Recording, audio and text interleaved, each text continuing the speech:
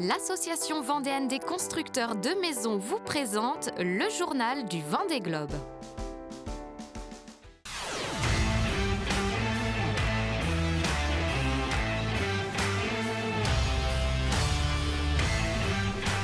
Ce 6e jour a été marqué par le premier abandon sur cette 10e édition. Maxime Sorel, victime d'avaries importantes sur son hook et son rail de grand voile, est contraint de jeter l'éponge.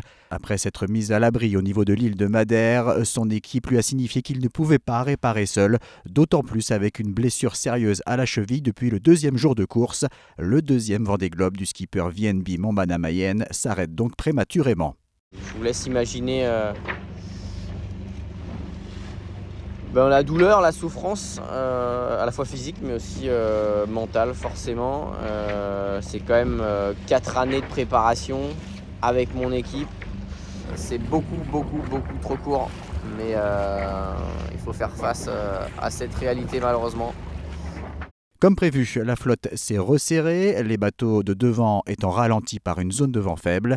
Ces dernières 24 heures, les skippers ont dû composer avec des vents très instables et des orages parfois violents. On a passé une bonne nuit de merde la nuit dernière avec des nuages dans tous les sens et ça arrosait vraiment comme ça voulait, quoi. Voilà, avec Charlie, on a dû se faire une traînée et il a fait 12 nœuds, moi j'ai fait 17 nœuds. Nuit super dure, pas pu dormir évidemment. Le classement a de nouveau été chamboulé. Sam Goodchild sur Vulnérable a repris la tête jeudi soir. Juste derrière, notons le très bon début de course de la Suissesse Justine Métro, 3e sur Teamwork Team Snef.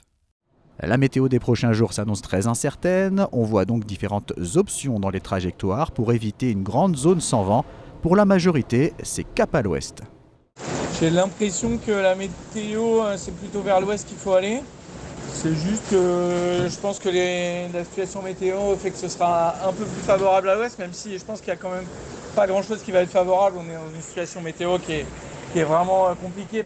D'autres ont décidé de se décaler beaucoup plus à l'est. C'est le cas notamment de Jean Le Cam.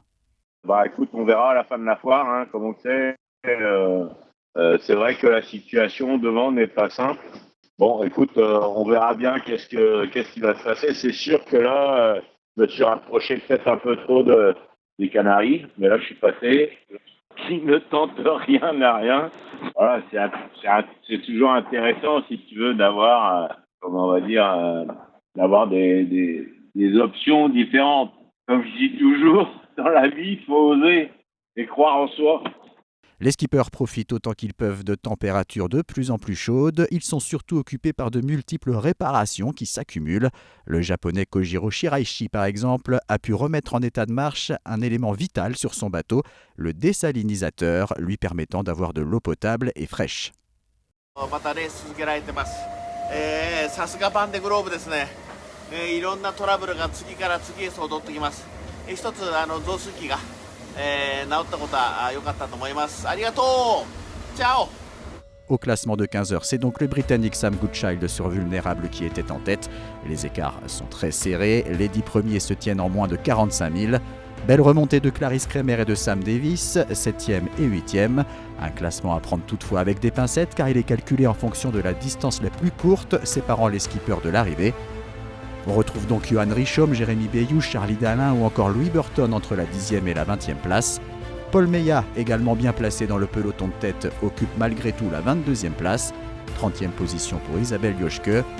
En fin de classement, le Hongrois Szabolcs Vörös doit encore effectuer d'importantes réparations et navigue à vitesse réduite. Alors Jérém, j'ai appris que tu n'avais pas bien dormi. Regarde, je te montre où est le chemin de la Valette. Hop, comme ça la nuit prochaine, tu sauras comment on fait.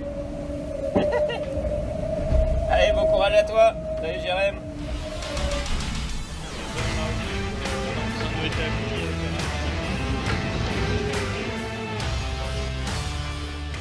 C'était le journal du Vendée Globe par l'association vendéenne des constructeurs de maisons.